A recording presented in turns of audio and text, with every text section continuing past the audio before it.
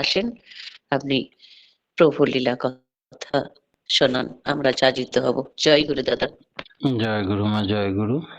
পরম প্রেমময় পরম দয়াল শ্রী শ্রী ঠাকুরের রাঙারাতুল চরণে এতক্ষণ যারা নামামৃত সুধা পান করলেন, তাদের মানব জীবন শ্রেষ্ঠ জীবনের একমাত্র উদ্দেশ্য ঈশ্বর প্রাপ্তি, তা যেন এই জীবনেই সফল হয়, এই কাতর প্রার্থনা। শ্রী শ্রী ঠাকুর আমাদের মাঝে এসে আমাদের দৈনন্দিন জীবনের যে সমস্ত স্বভাব ছিল, প্রবৃত্তি মুখর চলন চরিত্র, সবকে একেবারে 90 ডিগ্রি ঘুরিয়ে দিলেন। ঈশ্বর চলনে চলা, ঈশ্বরত্ব প্রাপ্তি উদ্দেশ্য, আর সেইভাবে দেবভাব অর্জন করা, আহার রুচি পছন্দ অভ্যাস সবকিছু পরিবর্তন করে দিলেন। বন্যা বা প্লাবনের মতো ইষ্ট পুরুষোত্তম লেটেস্ট গুরু তিনি যখন আসেন, তখন সমাজে প্লাবন বইয়ে দেন। তাই এই প্লাবনে প্লাবিত হয়ে সব ধুয়ে মুছে পুরনো অভ্যাস সংস্কার ধুয়ে মুছে সাফ করে দিয়ে নতুন ভাবে উজ্জীবিত করে তুললেন, তাঁর মতো করে, তাঁর ছাঁচে ঢেলে। এই কলিযুগের মানুষ শুধু নিতে চায়, ভগবানের কাছ থেকেও নিতে চায়, ভূতের কাছেও নিতে চায়, শুধু দেহি দেহি ভাব, কেউ দিতে চায় না। আর ঠাকুর এসেই বললেন উল্টো কথা, বলে দিয়ে দাও, কিছু চেয়েও না, দেখবে সব তোমার হয়ে যাচ্ছে। অভাবে যখন মারবে ছো, যা জুটে দিস পাবি জো, জো মানে রাস্তা বা উপায়। তাহলে সকালে উঠেই আমাকে আগে দাও, ইষ্টভৃতি নিবেদন করো, অতি প্রত্যুষে জলগ্রহণের পূর্বে প্রত্যহ সদ্গুরু বা ব্রাহ্মণকে দিয়ে যে তবেই অন্ন জল গ্রহণ করে, সে শ্রেষ্ঠ দাতা। তার এই জীবনেই ধর্ম অর্থ কাম মোক্ষ চতুর্বর্গ ফল লাভের অধিকারী হয়েছে। ভাগবত। প্রত্যেক শাস্ত্রের সারমর্ম বুঝিয়ে এমন ভাবে ঠাকুর আমাদের অভ্যাস নীতি মজ্জাগত করে তুললেন যে কেন সৎসঙ্গীরা দীক্ষা নিলেই তাদের উন্নতি হয়, দীক্ষা নিয়ে নিয়ম মতো চললে তবে হয় উন্নত। এই উন্নতি হওয়ার পিছনে কৃপা মানে করো হও পাও, না করেই যে পেতে চায় দুঃখ তার পিছে দায়, করায় পাওয়ার জননী। ভগবানকে দিতে হবে কেন? বহু মানুষের, বিশেষ করে অদীক্ষিত মানুষের সমাজে এরকম প্রশ্ন উঠে আসে। যারা অভাবী, যাদের নেই, তাদেরকেই ঠাকুর বলছেন, অভাবগ্রস্ত মানুষকে বলছেন, অভাবে যখন মারবে ছো, যা জুটে দিস পাবি জো। কি আশ্চর্য ব্যাপার! তাকেই দাও, না তো তার কাছ থেকে আবার নিয়ে নাও, তাহলেই আশীর্বাদ। রবীন্দ্রনাথ ঠাকুর ত্যাগের ফল কবিতাতে বলছেন, প্রত্যেক দিন সেই রাজভিখারি আমাদের দরজায় আসে, তাকে কিছু একটা দাও, এক মুষ্ঠ অন্ন দিলে সেটা স্বর্ণ হিসাবে ফিরে আসবে। যে পেলি কিন্তু দিলি না, সেই জন্য তুই পেলি না, ঠাকুর বলছেন। সব মহাপুরুষ অবতার ঠাকুর রবীন্দ্রনাথ ঠাকুরকে ঋষি বলেছেন। সকলের যেন নীতিবাক্যে একই কথা, একই সুর। তাই ভগবানকে দিলে প্রতিদানে হাজার গুণ পাওয়া যায়, না দিলে পাওয়া যাবে না। এরই নাম কৃপা। আদত কথা হচ্ছে, আমরা যতখানি দেব, আমরা ততটাই যোগ্য হয়ে উঠব। আর যোগ্য হয়ে ওঠাটাই পাওয়ার রাস্তা খুলে যাওয়া। কিরকম? বরফ যতখানি জল হলো, ততখানি জল পেল, সেদিক দিয়ে আমরা হয়ে উঠলাম, এই হওয়াটাই পাওয়া। তাই বলে ভগবৎ প্রাপ্তি, ভগবৎ ব্রহ্মবিদ ব্রহ্মৈব ভবতি। যিনি ব্রহ্মবিদ, তাকে পাওয়া মানে ভগবানকে পাওয়া। ভগবানের স্বভাবকে পাওয়া, ভগবানের চরিত্রকে পাওয়া। প্রত্যেকে তার মতো যদি হয়ে উঠি আমরা, বিনা প্রেম সে না মিলে নন্দলালা, তার উপর ভালোবাসা হলে জীবন তার ভাবে ভাবিত হয়ে ওঠে, তার রঙে রঙিন হয়ে ওঠে। এই রকমটাই বদলতে বদলতে বন যায়। তার সঙ্গে প্রেম করলে আমাদের বেত্তা মহাপুরুষের স্বভাব আমরা পাবো এবং তিনি আমাদের সত্তা জাগ্রত হয়ে উঠবেন। রামকৃষ্ণ ঠাকুরকে প্রশ্ন করা হলো একদিন, আচ্ছা ভগবানকে প্রেম করলে ভগবান হওয়া যায় নাকি? তাহলে মানুষ যে কুকুরকে ভালোবাসে তো কুকুর হয়ে যাবে নাকি? যাকে ভালোবাসবো তার মতো হওয়া যায়? ঠাকুর বললেন হওয়া যায় বই কি। এমনকি স্বামী স্ত্রীর মধ্যে যদি গভীর প্রেম থাকে তো স্বভাব চরিত্র আচার আচরণ চেহারা পছন্দ রুচি একই রকম হয়ে যায়। যদি স্বামী কৃপণ হয় স্ত্রীও কৃপণ হয়। এইগুলোর পরিবর্তন হয় ভালোবাসা থেকে। নিয়ে রামকৃষ্ণ ঠাকুর একটা গল্প বললেন। বললেন সন্ধেবেলায় টিপ টিপ করে জলে, পাড়াগ্রামে সেগুলো মানুষ বলে এগুলো কাঁচ পোকা বা ঝিঝি পোকা। এই কাঁচ পোকাগুলো জোনাকি পোকা। এই জোনাকি পোকাগুলোকে ধরে ধরে খায় আরশোলা। আরশোলা একদিন ঢুকে পড়লো জোনাকি পোকাগুলোকে ধরে ধরে খাবে বলে তাদের ঘরে। ঢুকে গিয়ে দেখে চারিধারে টিপ টিপ করে জ্বলছে, সবাই জ্বলছে। এই দেখতে দেখতে সেও যখন বেরিয়ে এলো তখন দেখলো তার অবয়ব চেঞ্জ হয়ে গেছে। সে আর আরশোলার মতো দেখতে নাই, সেও একটা জোনাকি পোকা হয়ে গেছে, সেও টিপ টিপ করে জ্বলছে। সঙ্গদেশে শিলা ভাসে, তাই সৎসঙ্গে স্বর্গবাস আর অসৎসঙ্গে সর্বনাশ। তাই সবারই সঙ্গে দেখে দেখে তার ধ্যান করতে করতে তার চিন্তা পরায়ণ হয়ে তার মতো চলন চরিত্রে থেকে তাদের মতো আহার নিদ্রা করে তাদের মতো হয়ে যায়। এ যদি একটা পোকার পক্ষে পরিবর্তন সম্ভব, তাহলে মানুষ হচ্ছে শ্রেষ্ঠ জীব, শ্রেষ্ঠ অনুকরণ প্রিয়, সব দিক দিয়ে শ্রেষ্ঠ বুদ্ধিমত্তা, শ্রেষ্ঠ বিবেক চৈতন্য, একেবারে নেক্সট টু গড। জেসাস বাইবেলে বলছে মানুষ হচ্ছে নেক্সট টু গড, ঈশ্বরের মতো। তাই ঈশ্বরের নাম ধ্যান চর্চা, তার চিন্তা ভাবনা কর্ম, এই নিয়ে যদি সদা জাগ্রত থাকে, অনুরাগ ভরে নাম করে দিনরাত তার মূর্তি চিন্তা করে, তাহলে চেহারায় চরিত্রে চলনে অন্তরে বাহিরে পরিবর্তন হয়ে যাবে, ঈশ্বর হয়ে যাবে। এটাই স্বাভাবিক। ভগবানকে এই জন্য কি করতে হয়? ভগবানকে একটা একটা করে সব দিয়ে দিতে হয়। তোমার কর্ম নাও, তোমার অর্থ নাও, তোমার মোক্ষ নাও, আমার কোনো চাওয়া পাওয়া নেই, সব তুমি, সব তুমি। এই ভাব যখন সম্পূর্ণ সমর্পণ সারেন্ডার টু হিম হয়ে যায়, তখন মানুষের আর কোনো চাওয়া পাওয়া থাকে না। তখন তোমার ইচ্ছাই পূর্ণ হোক ঠাকুর, এই ভাব এসে গেলেই তখন ঈশ্বরত্ব লাভে আর দেরি হয় না।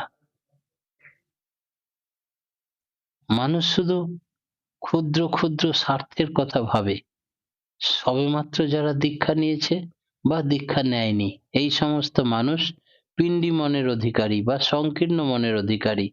এমনকি ভগবানের কাছেও পুজো দিতে গিয়ে বলে আমার স্ত্রী পুত্র পরিবারকে ভালো রেখো, আর কাউরির জন্য কিছু দরকার নেই বাবা।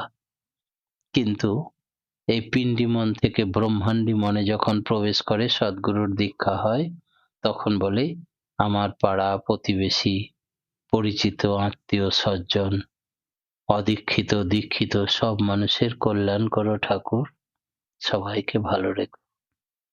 তারপরে যখন বসুধৈব কুটুম্বকম হয়ে যায়, তখন বিস্তারে অস্তিত্ব হারাও, বিস্তারী জীবন, বিস্তারী প্রেম, এই পর্যায়ে পৌঁছে যায়, তখন সংকীর্ণ মন ব্রহ্মাণ্ডী মন অতিক্রম করে বিস্তীর্ণ মন বা নির্মল চৈতন্য রাজ্যের মনে প্রবেশ করে। তখন ঈশ্বরের কাছে বলে তুমি, তোমার ইচ্ছাই পূর্ণ হোক ঠাকুর, এই জগতের সকল অসুবিধা অশান্তির কথা তুমি জানো, তুমি সকলের অসুবিধার কথা শুনেছ, তুমি যা ভালো মনে করো তাই করো, তার কারণ তুম বিনা কোই সমরথ নহি, তুমি সকলের স্রষ্টা, সকলেই তোমার সৃষ্টি ও সন্তান, তুমি ছাড়া যে এদের আর কোনো গত্যান্তর নেই, আপনজন নেই, তুমি না দেখলে এরা যাবে কোথায় বলো প্রভু, তুমি যা ভালো মনে করো তাই তাই করে দিও দয়াল, এই কাতর প্রার্থনা। তখন আর চাওয়া পাওয়া নেই, তোমার উপরেই ছেড়ে দিলাম, তুমি যা ভালো মনে করো তাই করো। এই হচ্ছে নির্মল চৈতন্য রাজ্যের মন, তোমার ইচ্ছাই পূর্ণ হোক, আমার কোনো ইচ্ছা টিচ্ছা নেই। সেটা বুঝবে কারা? যারা তলিয়ে দেখে তারা বোঝে, আর যারা তলিয়ে দেখতে জানে না তারা বুঝতেও পারে না। অবশ্য যারা ইষ্টকে ভালোবাসে তারা ঠিক টের পায়, যারা ততখানি ভালোবাসে তারা ততখানি টের পায়। কিরকম? একবার দেওঘর গেছি, আমার সঙ্গে আমাদের গুরু ভাইরা গেছেন, এক বাস লোক। কোনো কোনো গুরু ভাই আমাকে বলল, আচার্যদেবের সঙ্গে আপনার ফল্গু নদীর মতো হাজারো ভিড়ের মাঝে কিছু কথা হয় শুনেছি, এমন একটা কথা বলুন যেটা উত্তরটা আগে থেকে আপনি আমাদের প্রশ্নটা জানিয়ে রাখবেন, তাহলে আমরা উত্তরটা দিলে বুঝতে পারবো সাধারণ মানুষ। আমি বললাম বেশ তো। এইবার আমার মনের প্রশ্ন হচ্ছে, বৈশাখ মাসের উৎসবে যাচ্ছি তো, এই নতুন বছরে কিসের উপরে জোর দিতে হবে, এইটা যদি আচার্যদেব একটু দেখিয়ে দেন তাহলেই সেই মতো আমরা জোর দেব।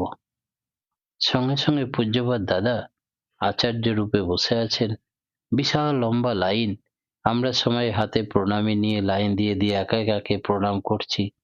আমার আগে পিছে অন্তত 5 জন করে 10 জন লোক আমার সেই কথার উত্তর শোনার জন্য অপেক্ষা।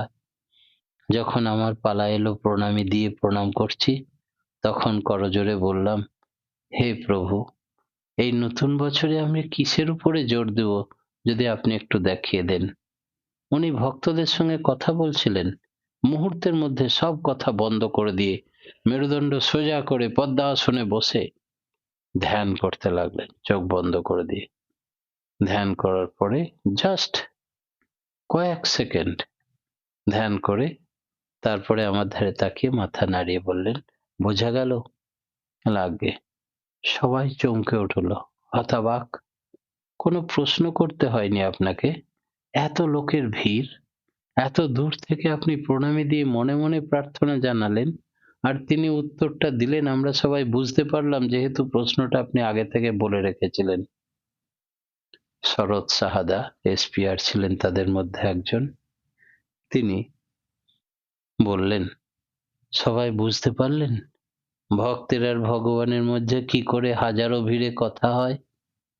এই হচ্ছে ফল্গু নদীর ধারা, উপর থেকে বুঝতে পারা যায় না, যারা তলিয়ে দেখতে জানে তারা দেখতে পায়, যারা দেখতে জানে না তাদের চোখ থাকতেও অন্ধ।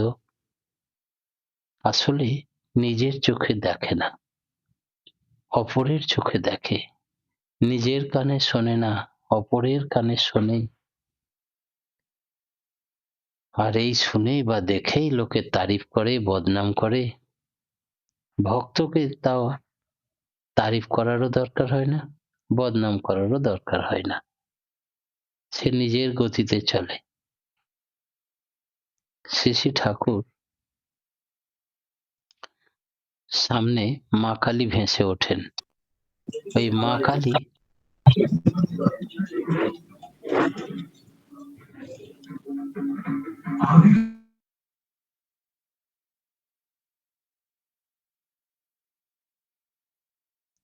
মা কালী দেখাতে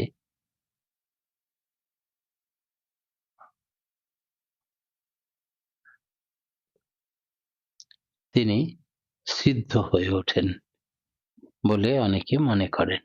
কিরকম? তিনি যে আগের জন্মে ঠাকুর রামকৃষ্ণদেব ছিলেন একথা ভৃগুমুনি তার ঠিকুজি কুষ্টিতে লিখিতভাবে জানিয়েছেন।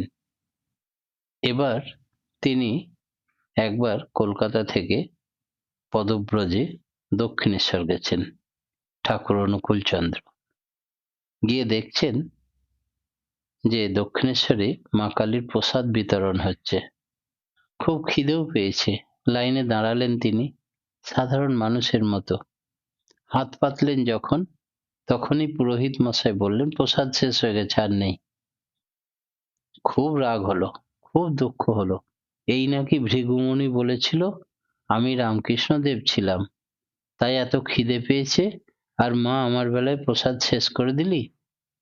যা, আর খাবোই না কিছু, অভুক্ত থেকে যাব বলে রাগে দুঃখে অভিমানে মায়ের উপরে পঞ্চবটী তলায় বাঁধানো সান বাঁধানোর উপরে এসে শুয়ে পড়লেন।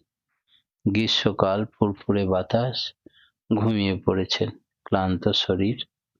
হঠাৎ দেখে মা কালী এক সোনার পাত্রে অনেকগুলো ফুলকো লুচি, মন্ডা মিঠাই সব নিয়ে এসে এক গ্লাস সোনার ঝকঝকে গ্লাস, কাঁচের এই সোনার গ্লাসে জল নিয়ে এসে নিজের কোলে মাথাটা তুলে নিয়ে বলছেন, ওঠ বাবা, খিদে পেয়েছে খুব বুঝি, রাগ হয়েছে আমার উপরে, এত লোকের মাঝে তোকে কি করে খেতে দিই বল, সেই জন্যে তো প্রসাদ শেষ করে দিলাম।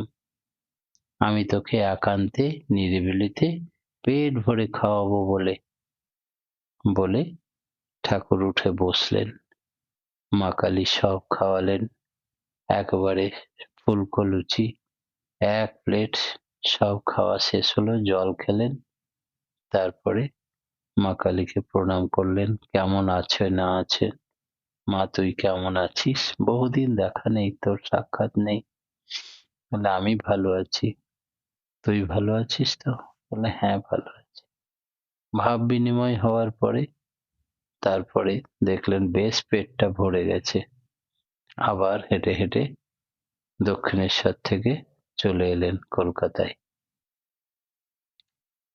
সকলেই ভাবলো যে ভগবানের দর্শন করতে গিয়ে তার প্রসাদ শেষ হয়ে গেল, কিন্তু পরবর্তীতে তিনি যে নিজের সন্তানকে কত আদর ভরে খাইয়েছিলেন পেট পুরে লুচি মিষ্টি, সে তো আর কেউ দেখতে পেল না।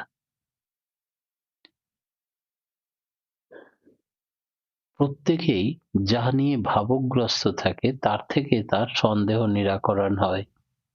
কারোর উপরে ভাব থাকলে তাকে নিয়ে মানুষ সক্রিয়ভাবে মত্ত থাকে, তাকেই প্রকৃত সুখী করার চেষ্টা করে। তার ভিতর দিয়ে কর্মশক্তি বেড়ে যায়, যোগ্যতা বেড়ে যায়। মোট হচ্ছে ওই ভাব, প্রেম, ভালোবাসা, শ্রদ্ধা, ভক্তি, এতেই প্রাপ্তি। অভাববোধ মনকে একেবারে পাওয়াতে সাহায্য করে। বিল্বমঙ্গলের কথা আমরা সকলেই জানি। তার কি অভাবের কথা চিন্তা করার অবকাশ ছিল? চিন্তামণি তার একমাত্র চিন্তার বস্তু ছিল।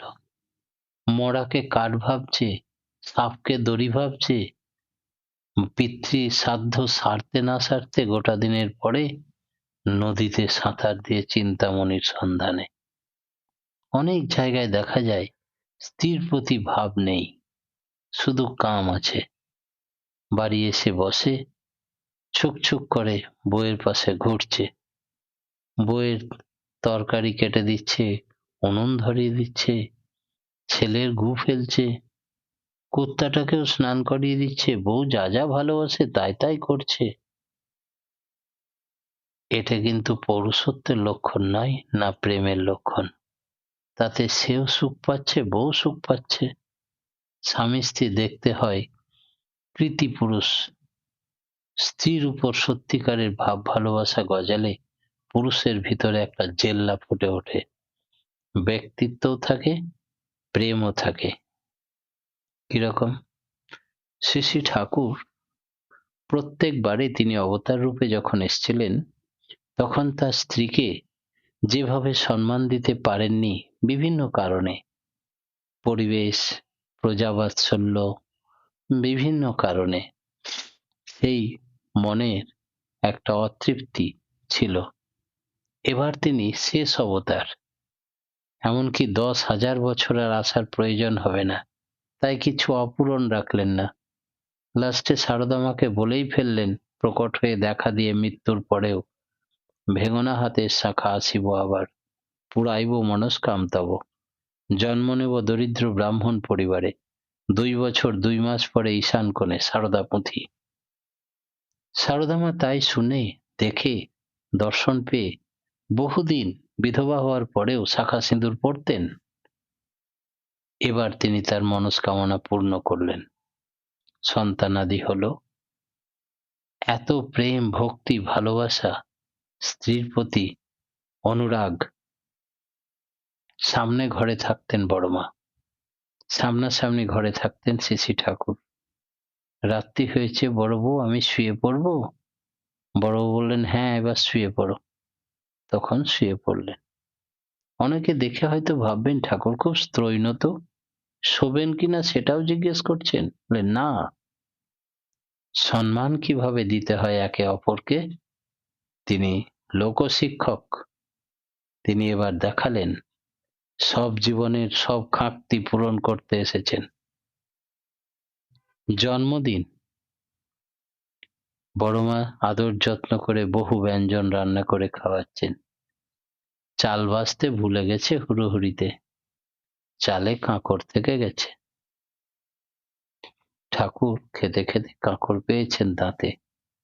বড় মা যেন দেখতে না পান, আলতো করে মুখে থেকে হাতে নিয়ে থালার পাশে লুকিয়ে রেখেছেন, কানার পাশেই ফেলেছেন। বড় মা বুঝতে পারেননি। বড় মা বললেন, রান্না কেমন হয়েছে? আর ডালে লবণ দিতেই ভুলে গেছেন। ঠাকুর বললেন, অপূর্ব, অদ্বিতীয়, এরকমটা অন্যদিন হয় না। আজকে সত্যি দারুণ খেলাম, খুব তারিফ করছেন। লাস্টে বড় মা প্রসাদ খাবার সময় দেখছেন যে এ তো পাথর। ঠাকুর কখন পেয়েছেন ভাতে জানতে দেননি তো, এত ডালে লবণ দিইনি। ঠাকুরকে বললেন, প্রভু সেবা অপরাধ নেবেন না। ঠাকুর বললেন, ও বড় বউ, একটানা যদি কেউ ভাত খায় তার হজম হয়? এই যে রাস্তাতে এত বাম্পার থাকে কেন, ব্রেক লাগাও, অ্যাক্সিডেন্ট হবে না।